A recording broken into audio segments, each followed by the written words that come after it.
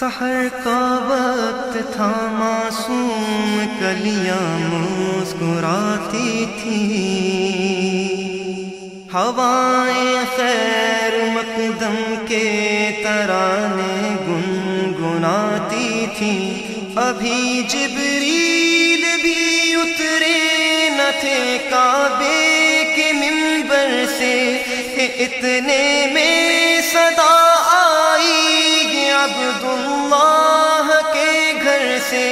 मुबारक हो शगे हर दो सरा तशरीफ ले आए, मुबारक हो मोहम्मद मुस्तफा तशरीफ ले आए। मौलाया सल्ली व सल्लिम दाइमन अबदन अला हबीबिका खैरिल खल्क़ि कुल्लिहिम। मौलाया सल्ली व सल्लिम दाइमन अबदन अला हबीबिका खैरिल खल्क़ि कुल्लिहिम। मुहम्मदुन सय्यिदुल कौनैनि व सक़लैनि। बिस्मिल्लाहिर्रहमानिर्रहीम। व इन्नका लअला खुलुक़िन अज़ीम। वमा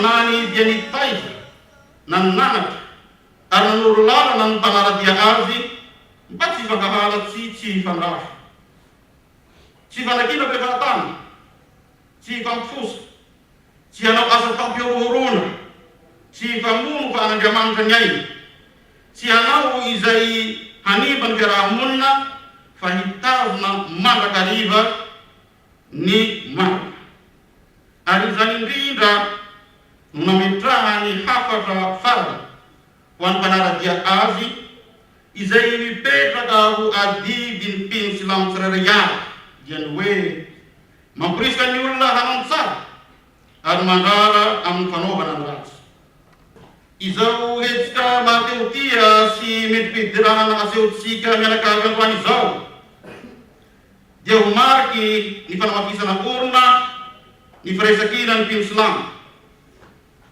faindida nikijabana sinfakatabana abemru manapunai da isot kaji dia herlebe wanai ka atobi saralaza amrulebe isa na baratungai faksi wenda mabesa pra wan karamun nan pin islam famandala mandakariban fut pisayo nikul sain sin pampianaran azni kapan juga ada mana mandakariban karamunna sin karabella am والفريقين من عرب ومن. La religion musulmane, le Coran, est une religion de paix, est une religion d'amour. Elle est aussi une religion qui cimente la nation, qui cimente les peuples. On dit bien, la religion doit servir le pays, le peuple où on vit, quelles que soient nos origines, quelle que soit notre couleur de peau, quelle que soit notre présence dans une ou l'autre des parties de ce monde. Voilà ce que je voulais dire en cette journée mémorable, une journée qui doit nous permettre également de faire une autoprospection, de se remettre en cause à chaque fois, chaque jour, chaque matin. Lorsqu'on se réveille, on se dit qu'est-ce qu'on peut faire? Qu'est-ce qu'on peut faire de positif? Qu'est-ce qu'on peut faire pour construire notre pays, pour rassembler notre communauté, pour faire en sorte que nous soyons vraiment les frères et véhiculer le message de notre prophète Mohammed.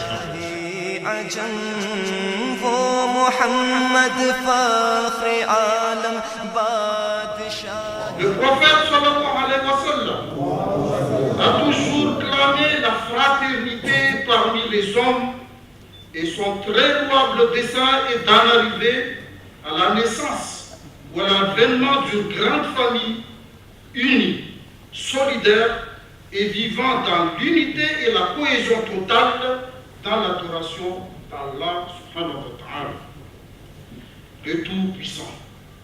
C'est la quintessence même de notre religion, la base réelle de notre conviction, la raison d'être de notre existence. C'est une religion éternelle qui durera toujours et ne sera jamais annihilée. Elle signifie soumission à la volonté de Dieu et acceptation de la vérité. Elle veut dire aussi le maintien d'une paix générale et manifestation d'une bonne volonté par et pour les hommes. Aux autres leur religion, à nous musulmans la nôtre, mais la paix pour tout le monde. L'islam a redonné à l'âme humaine sa valeur et sa considération. Il enseigne l'égalité de tous les hommes dans leurs droits et leurs devoirs. Aucun individu n'est supérieur à un autre en vertu de sa naissance. Ni une race qui soit meilleure qu'une autre, ni un sang plus noble qu'un autre. Ne nous divisons pas entre nous. Restons unis dans l'adoration d'Allah et le respect de son prophète. Gardons-nous de favoriser la scission entre nous. Cela diminuera notre foi, et nous affaiblira. L'exemple de la désunion du sable et la force du roc, bien rendu par l'esprit de ce proverbe malgache qui dit Zaim Saraka Faska, Zaim Tandata Fatu. Restons attachés, comme mes prédécesseurs l'ont dit, restons attachés au lien d'Allah, car cela nous épargne de la division.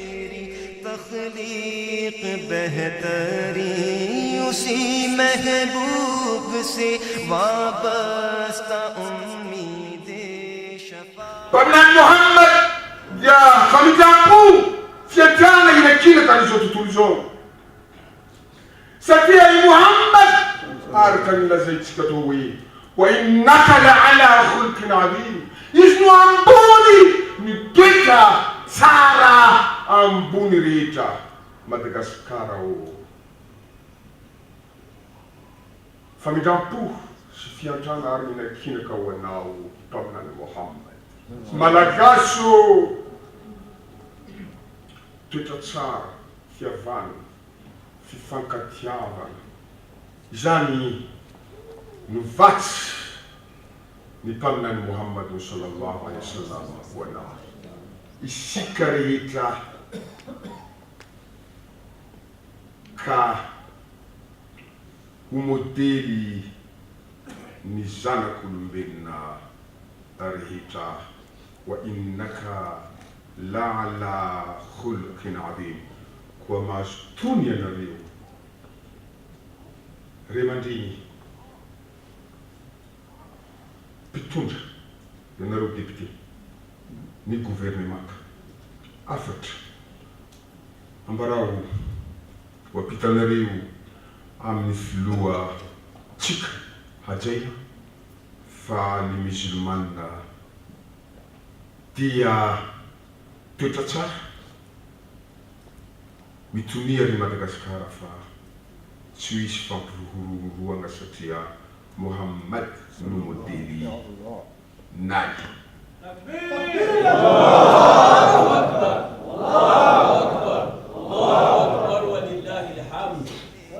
Salamullahi alaikum wa rahmatullahi. न कोई आप जैसा था न कोई आप जैसा है कोई यूसुफ से पूछे मुस्तफा का.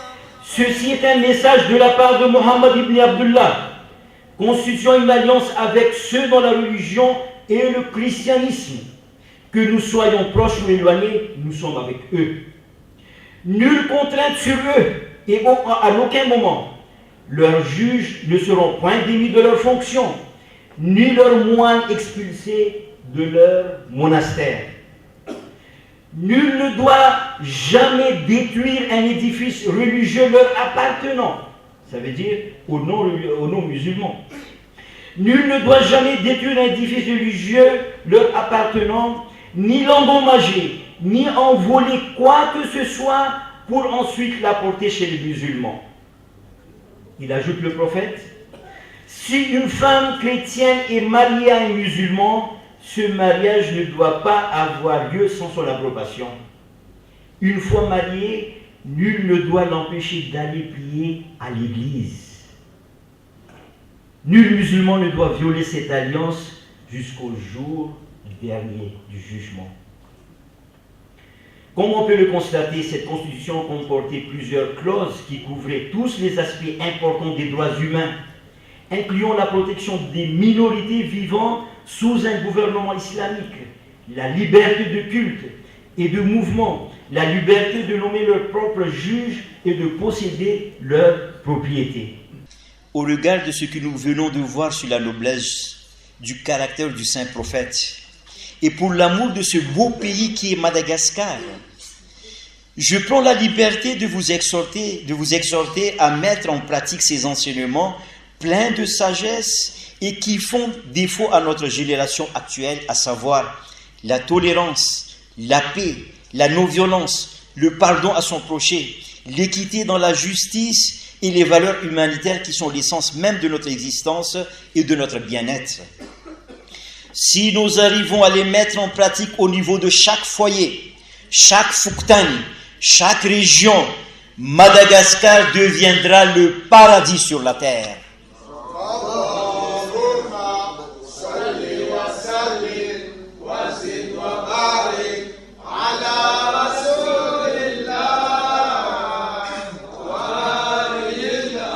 Que chacun garde sa conviction, le christianisme ou l'islam. Mais si ces points humanitaires, on arrive à les pratiquer, je suis sûr que ça va être le jour du bonheur de tous les citoyens à Madagascar.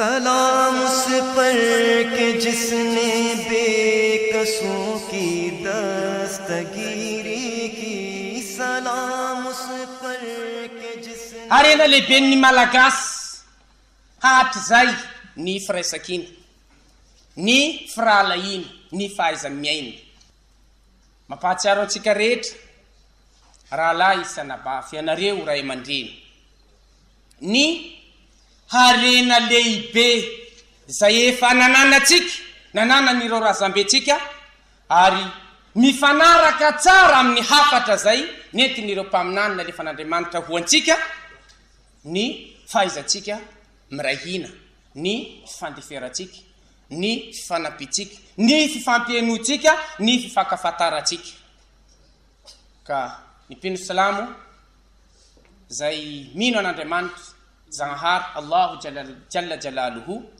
zay manaraka ny fampianaran'ny mpaminany Muhammad sallallahu alaihi wa sallam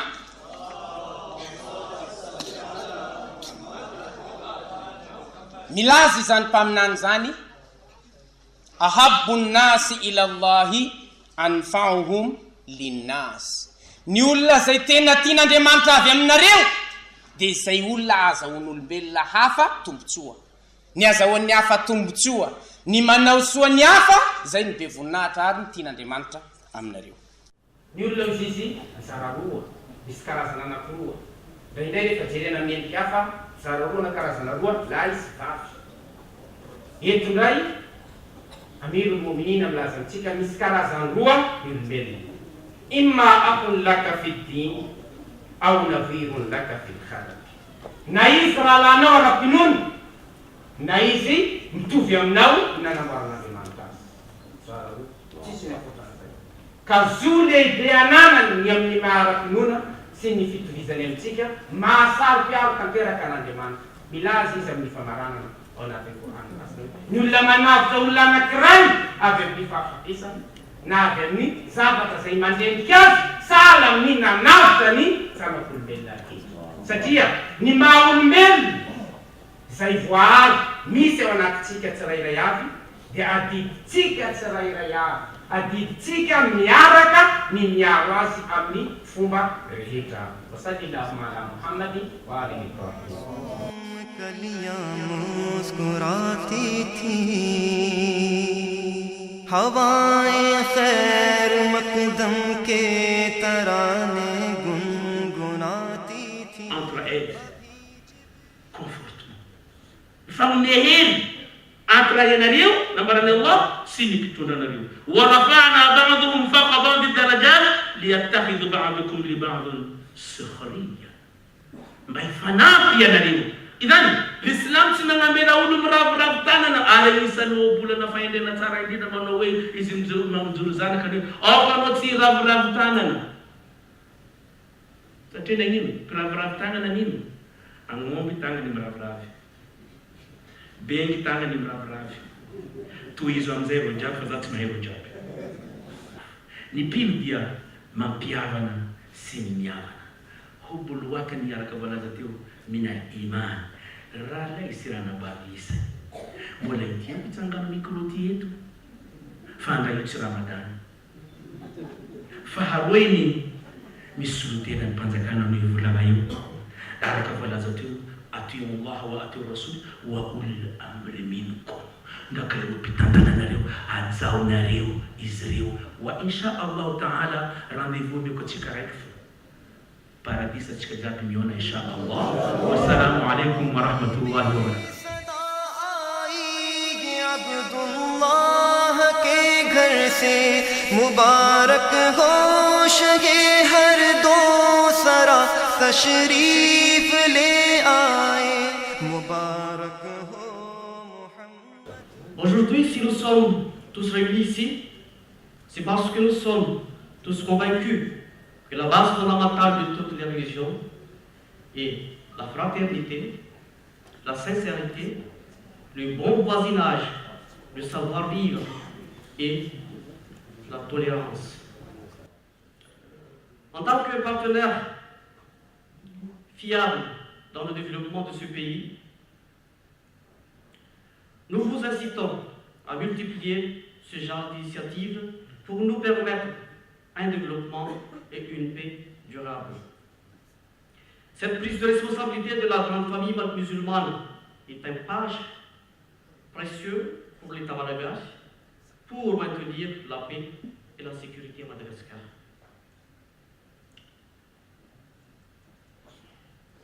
Un mot en malgache.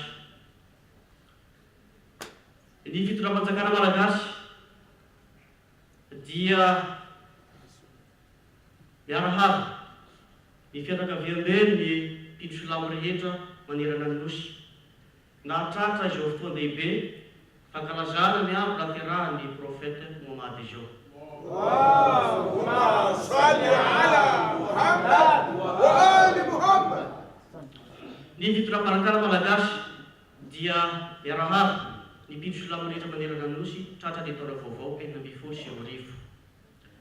Ny fitondram-panjakana malagasy dia maneho etoana ny fiarahana, fiombolana hafaliana amin'ny fianakaviambeny ny mpitro silamo rehetra manerana ny nosy am jogo fankalazana misy herintaona anatantarana na firahana